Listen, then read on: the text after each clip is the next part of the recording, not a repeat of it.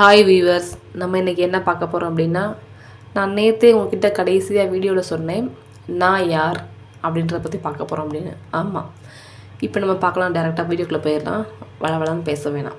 சரிங்க, இப்போ நான் யார், நீ யார், உங்கள் தாத்தா யார், பாட்டி யார், பாட்டை பூட்டை முப்பாட்டன் ஏதோ இருக்குது.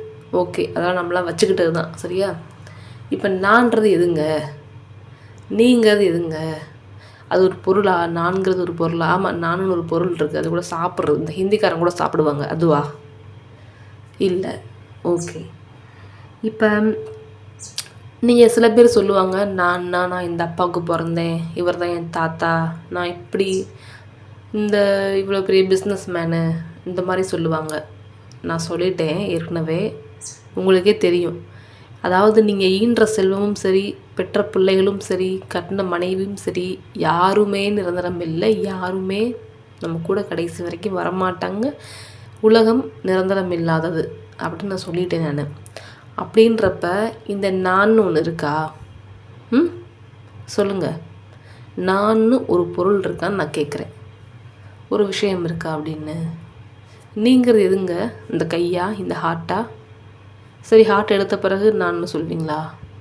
ஹார்ட்டே நின்று போச்சுங்க, மூச்சு நின்று போச்சு, அப்போ நீங்கள் யார்?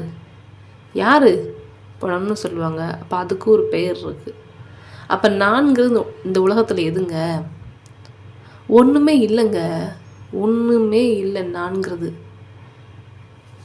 நான் சொல்கிறேன் உங்ககிட்ட, நீங்கள் மெடிடேஷன் பண்ணுங்கள். நீங்கள் தியானம் பண்ண பண்ண பண்ண கண்டிப்பாக பிரபஞ்ச ரகசியம் அனைத்துமே உங்களுக்கு வெளிச்சத்துக்கு வருங்க. நீங்கள் இப்போ இருளில் இருக்கீங்க, உங்களை வெளிச்சத்துக்கு கொண்டு போகுங்க வாழ்க்கையை. நிஜமால தாங்க. நீங்கள் கொஸ்டின் கேளுங்க தியானத்தில் இருக்கும்போது, கண்டிப்பாக உங்களுக்கான விடை கிடைக்கும். கடவுள், இறைவன் உங்களுக்கு சொல்லுவார். இறைவன் உங்களுக்குள்ளே தான் இருக்கார். இது நான் அனுபவித்த உண்மைங்க. இதை யாருமே வெளியே சொல்ல மாட்டாங்க.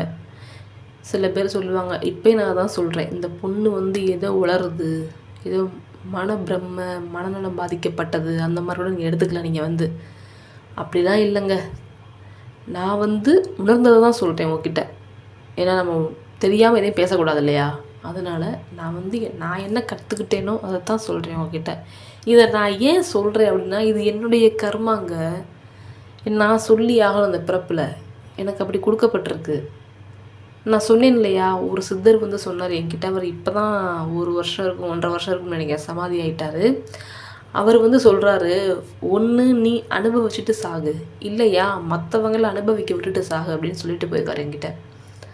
அப்போ நான் கற்றுக்கிட்ட சொல்லதாங்க முடியும் யார்கிட்டையுமே. அதுதான் நான் பண்ணிக்கிட்டு இருக்கேன் இப்போ. இது எந்த எதிர்பார்ப்புமே கிடையாது. நான் சொல்கிற விஷயம் யாருக்காவது ஒரு ஆளுக்காக போய் சேரணும், அப்போ தான் என்னுடைய கர்மா குறையும். அதாங்க சுயநலம் தான். நான் நல்லா இருக்கணும்ல, அதுக்காக தான். நான் நல்லா இருக்கணும், என் பிள்ளைங்க நல்லா இருக்கணும். பார்த்தீங்களா, அப்போ நான் கூட ஒரு சுயநலமாக தான் இருக்கேன். தான் சொல்கிறேன் இல்லைங்க, இந்த உலகமே சுயநலமானது. யாருமே நிரந்தரம் இல்லை, யாருமே கரெக்டாக இல்லை. நான் தான் சொல்லுவேன் நான். ஓகே, நான் சொல்கிறது உண்மை தான்.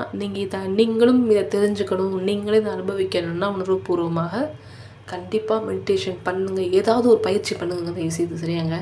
இந்த மனுஷ பிறப்பே அதுக்கு தான், இறைவன் உணர்றதுக்கு தான். அதுக்கு தான் நான் சொல்கிறேன், ஏதாவது ஒரு பயிற்சி பண்ணுங்கள், பயிற்சி பண்ணுங்கன்னு. ஏதாவது ஒன்று பண்ணுங்கள், உங்களுக்கு தெரிஞ்சது. உங்கள் பக்கத்துலலாம் இருக்கும், கிளாஸில் ஏதாவது நடக்கும், பண்ணுங்கள். ஏதாவது ஒன்று பண்ணுங்கள். வாசி யோகமா, நவகண்ட யோகமா, அத்திரி யோகமா, இந்த இப்போ கூட பரம்பொருள் யோகம் வந்திருக்காம்ல, பரம்பொருள் யோகமா, சரி ஏதாவது ஒன்று பண்ணுங்கள். கண்டிப்பாக அட்லீஸ்ட் எதுவுமே பண்ண முடியலையா, கண்ணை மூடி தியானமாவது பண்ணுங்க. இதை விட வேறு எந்த பயிற்சியுமே சிறந்தது இல்லை. எல்லா பயிற்சியுமே கடைசியில் தியானத்துக்கு தான் கொண்டு போகும். எல்லா பயிற்சியுமே கடைசியில் ஜோதி பார்க்க தான் கொண்டு போகும். இதையுமே எனக்கு அந்த அடங்கின சித்தர் தான் சொன்னார். நான் அவர்கிட்ட கொஸ்டின் கேட்குறேன், ஐயா இப்போ இத்தனை யோகா பயிற்சி இருக்கு இல்லையா, இது எல்லாமே ஜோதியை பார்க்கறது கடைசி அப்படின்னு கேட்குறேன். ஆமாம், இந்த பயிற்சி எல்லாமே ஜோதியை பார்க்குறது தான். நீங்கள் தியானம் பண்ணுங்கள், தியானத்துலேயுமே ஜோதியை பார்க்கலாமே. அதெல்லாம் தியானத்தில் பண்ணினா அது வேறு ரிசல்ட்டுங்க.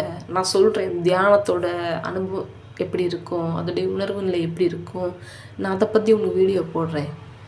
இதெல்லாம் ஒரு பெரிய போதைங்க. இதை நீங்கள் ஒரு மனுஷன் அனுபவிச்சிட்டான்னு வச்சுக்கோங்களேன், அவன் வேறு எதையுமே தொட மாட்டேன். ஆன்மீகம் மிகப்பெரிய போதை தெரியுமா? அவன் தண்ணி அடிச்சுட்டு பைத்தியக்காரனாக சுற்றுவான், இவன் தண்ணி அடிக்காமல் நிதானமாக பைத்தியக்காரனாக இருப்பான். அதாவது கரெக்டான பைத்தியக்காரன் அப்படின்னு பேர் வாங்கிக்கலாம். கரெக்ட். இது வந்து ஆன்மீகத்தில் இருந்தால் கரெக்டான பைத்தியக்காரன்யா சொல்லிக்கலாம். தண்ணி அடித்தா அது ஒரு லூஸு பைத்தியம், அதுவும் பைத்தியம்தான் இதுவும் பைத்தியம்தான். என்னது நல்ல பைத்தியம், அது ஒரு கெட்ட பைத்தியம், அவ்வளோதான். இந்த பைத்தியம் அவங்கள வந்து பக்குவமாக்கும், அந்த பைத்தியம் அவங்கள கண்டிப்பாக சாவடிச்சிடும். அதுதான், வேற ஒன்றும் இல்லை. சரிங்க, இன்றைக்கி வீடியோ போதும். நாளைக்கு என்ன பார்க்கலாம் அப்படின்னா என்ன பார்க்குறது? இது நான் எழுதி வச்சுட்டு சொல்கிற வீடியோவும் கிடையாது, ப்ராக்டிஸ் பண்ணி பண்ணுற வீடியோவும் கிடையாது. நான் இன்றைக்கி என்ன தோணுனோ தான் பேசுவேன். நாளைக்கு என்ன பண்ணலாம் வீடியோவில் அப்படின்றத பற்றி நான் நாளைக்கு ஒரு வீடியோ போடுறேன். சரிங்களா? இப்போ எனக்கு எந்த ஐடியாவுமே இல்லை. நாளைக்கு என்ன நடக்குமோ அதை பார்ப்போம். இன்றைக்கி இதோட போகட்டும். ஓகேவா? பாய்.